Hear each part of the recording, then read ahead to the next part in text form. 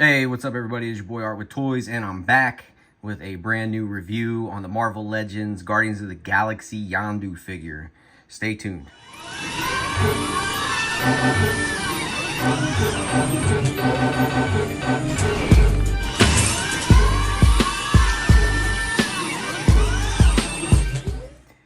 All right, and taking a look at the box for this Yondu figure. So on the front, we get a picture of Yondu in figure form, holding his bow and his arrow.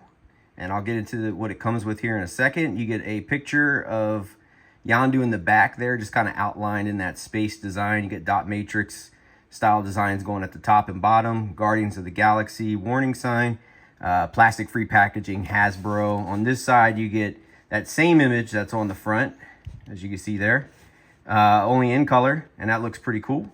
At the bottom, you have Marvel Legends. On this side, we get Marvel Legends, and then we get a picture of the figure in a vanilla pose, so that all looks really good. I'm already liking the way the colors are done on this figure, so I can't wait to get him open and see how it looks. On the back, you get the figure posed up with his bow. He's got his quiver in the back there, which looks like it's pretty much reused from a lot of the Hawkeye figures that we've seen in the past. And then they do show that he comes with one extra arrow. Bunch of legalese at the bottom there, so nothing important. It probably says something about, you know, we reused the same body mold for the 100th time. 100th? 1000th. Whatever. On the bottom, you get more legalese. On the top, you get Guardians of the Galaxy, Marvel Legends for ages 4 and up. This does not come with a Build-A-Figure part because this is a Target exclusive, so it is sold separately. This is hitting Targets now. Shout out to MCU Collector. He shot me the Pop Finder link, and it already had like the number filled in and everything. I just had to put in my zip code and searched, and there were 2 stores near me that had all 6 in stock. We went to the first one, and that store was depleted of everything. Went to the second one, and shout out to my lady. She asked the worker there to check in the back, and the lady went in the back, and she came out with Yondu. So I'm pretty hyped, and with that, let's get this thing open. All right, and here is Yondu out of the package, and he's looking disappointed because he's rocking a baldy. The fin actually comes packed in with the accessories and the white paper bag that all the accessories have been put in as of recently with the plastic-free packaging. So that's all good. We'll get that on here in a second. I wanted to just kind of point out, I guess if you count the fin, he comes with 4 accessories. But I will say the bandolier, the upper arm belt, or whatever you want to call that, and the gauntlet really can slide off if you remove the hand. So those are 3 pieces that could technically, I guess, be counted as accessories. The belt too, but the belt you're not going to get off unless you disassemble the figure. So it's kind of on there, but there's really just 4 main accessories that come with this figure. Let's put it that way. So the first one's going to be this bow, and the bow is actually, I believe, done in a translucent white plastic, and then the bow itself is painted gold. And I was kind of just like looking really closely, because at first I thought this was a translucent plastic that was just kind of like fused with this with like a gold plastic, but it is not.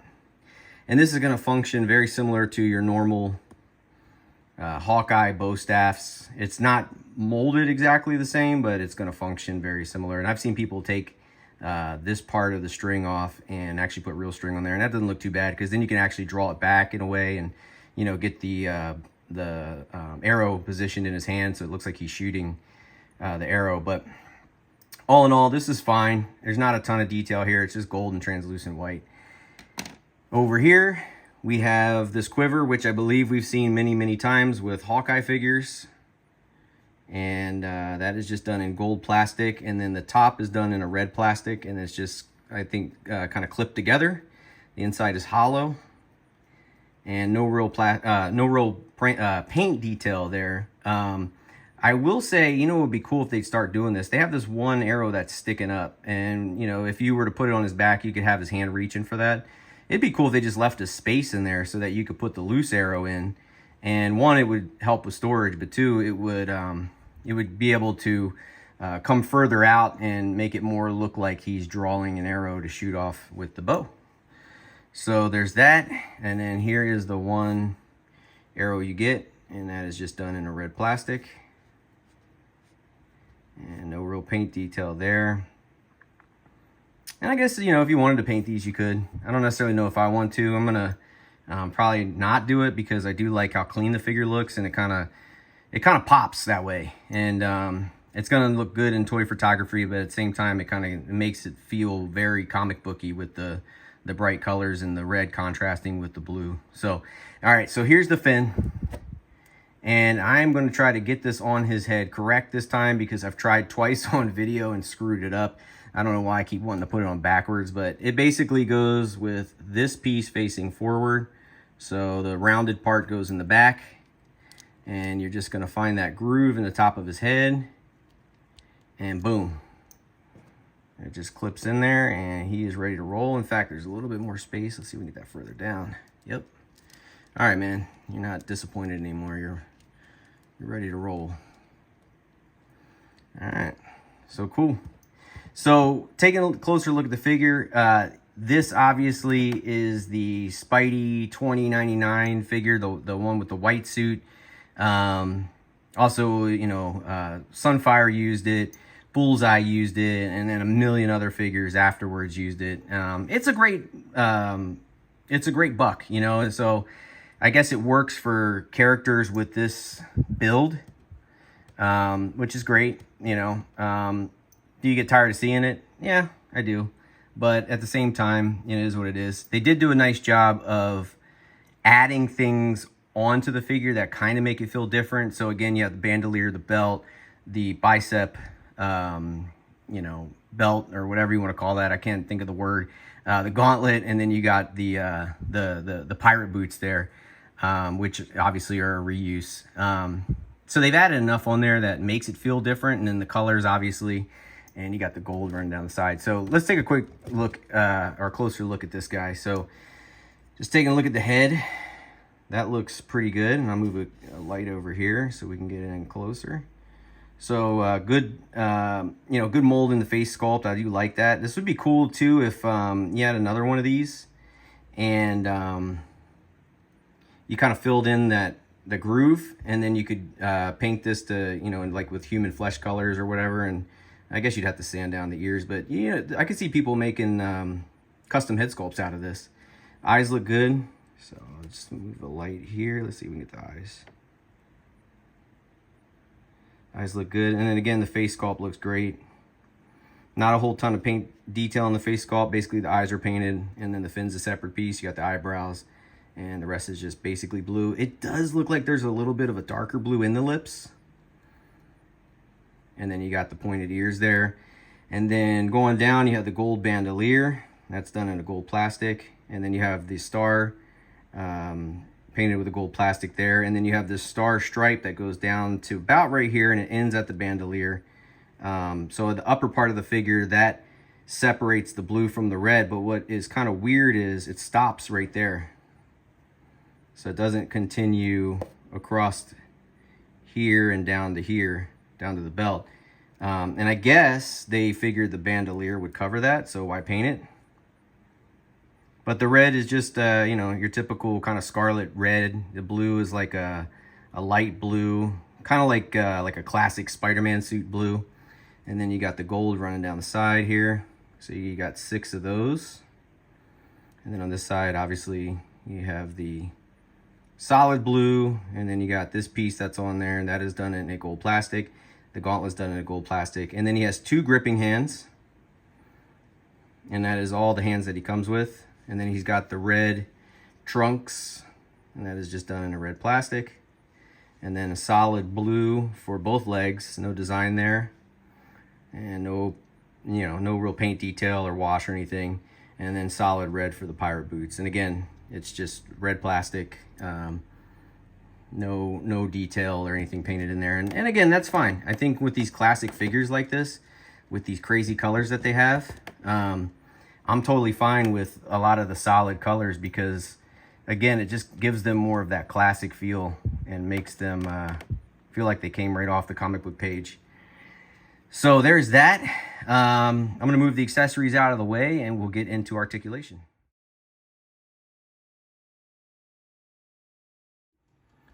All right, and before I take a closer look at the articulation, I did want to point out, because I did have the classic Hawkeye that comes on the retro style packaging handy, that these quivers are identical.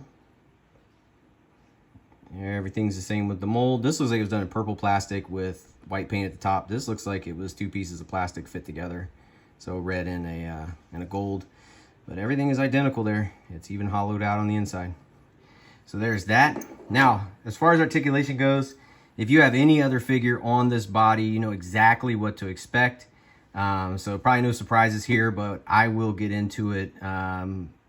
So here we go. All right, so as far as the head goes, if you try to move the head around with this fin going forward and back, it will come back out. So just grab the head, pause, and make sure you're not too rough with it. It's not going well. Anyway, that's how far back it goes. That's how forward it goes. And he's going to be able to turn in both directions. And there is a little bit of pivot in there. So that's the head articulation.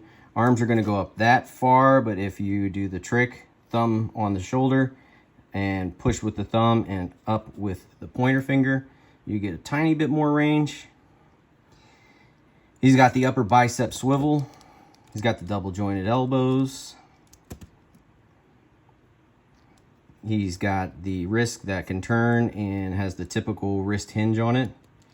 He does have the butterflies that give you a ton of range. It's going to go back that far. In fact, let me show this. There you go. So a ton of range going back. Pretty decent range going forward. But I don't know if people ever just kind of experiment with this, but when you're trying to go the range forward, if you want to make it go even further, get that hinge to do some of the work for you. So get his arm all the way down, get it forward, use that butterfly joint, and then use that hinge.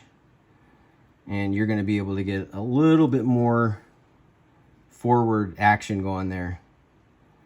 So that's always nice. A lot of times I see people just do this, and as you can see, it limits it. So make sure you're taking advantage of that hinge. All right, for the ab, you're going to get that much forward.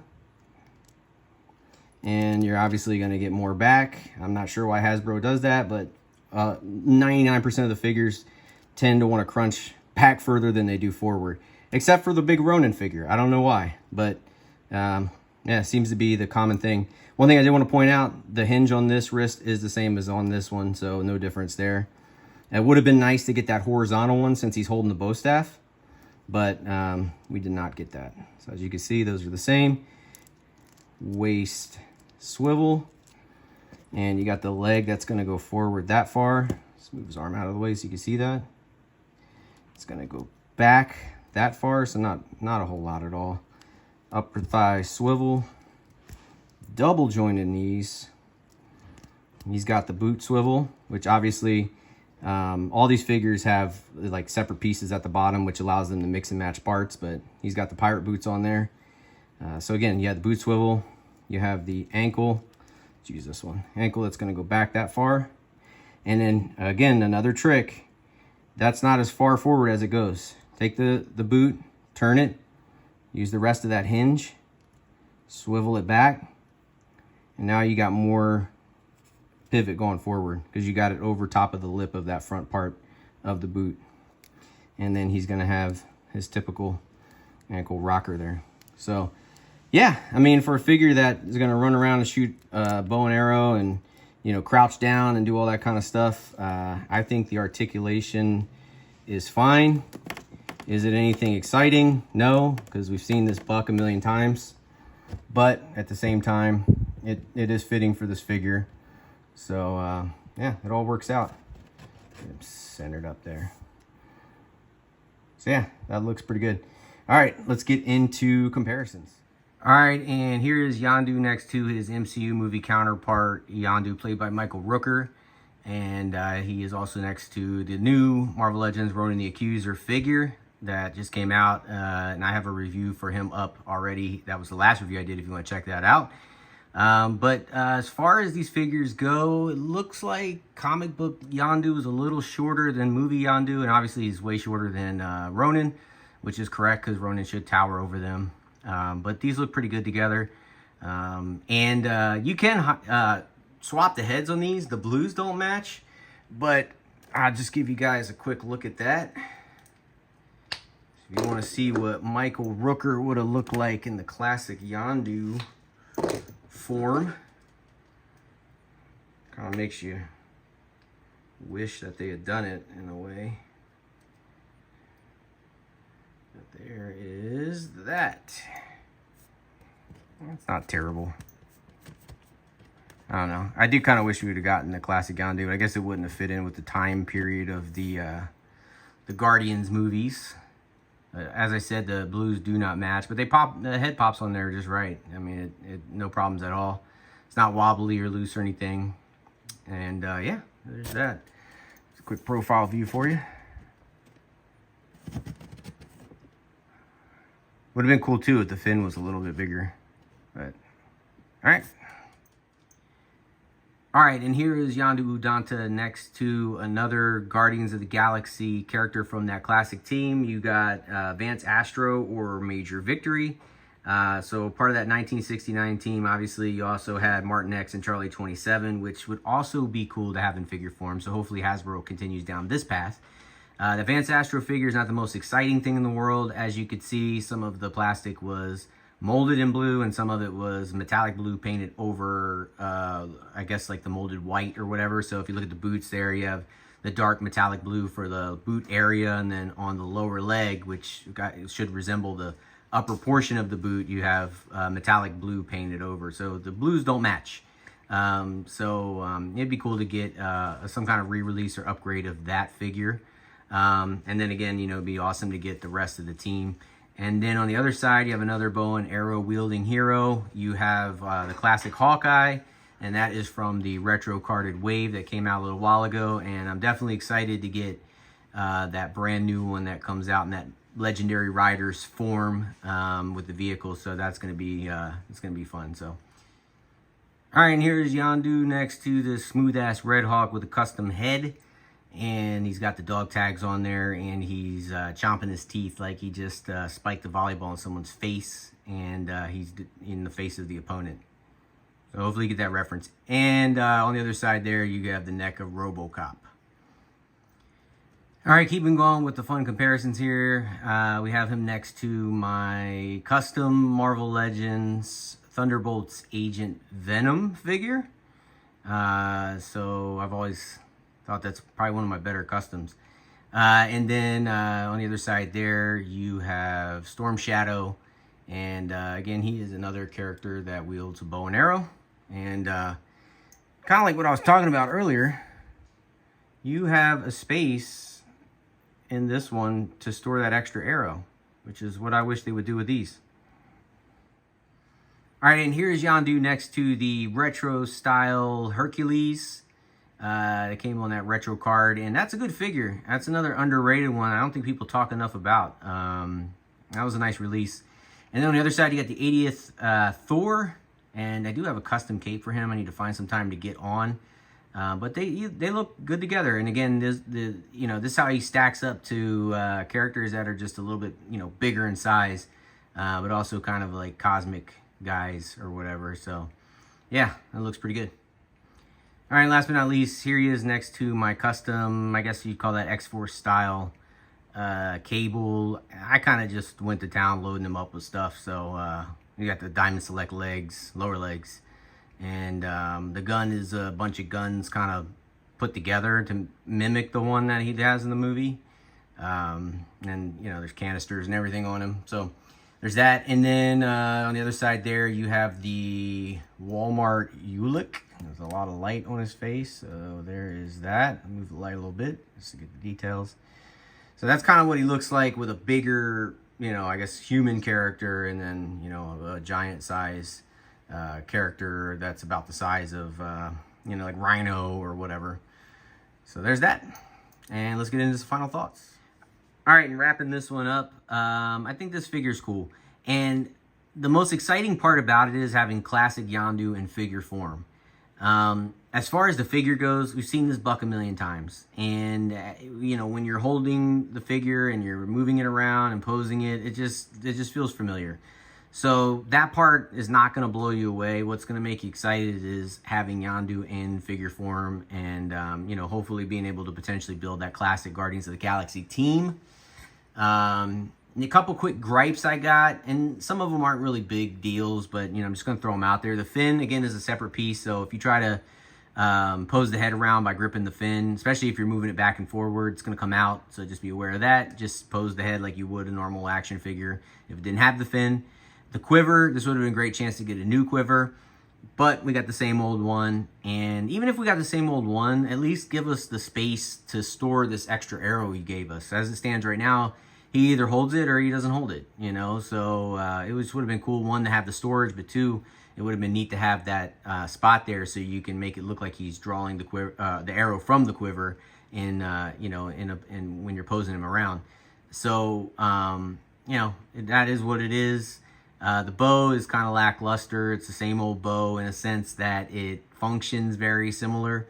It might be a new mold because it has a classic look, but it has that same old giant drawstring, and you know, it doesn't look normal, and it also doesn't function right. If you try to pull it back with the other hand, it's just going to look funky. So you have that. I wish there was a split in the fingers for the arrow to go in between, so that looked natural when you have them in this pose. As it stands right now, the arrow is between the thumb and the fingers.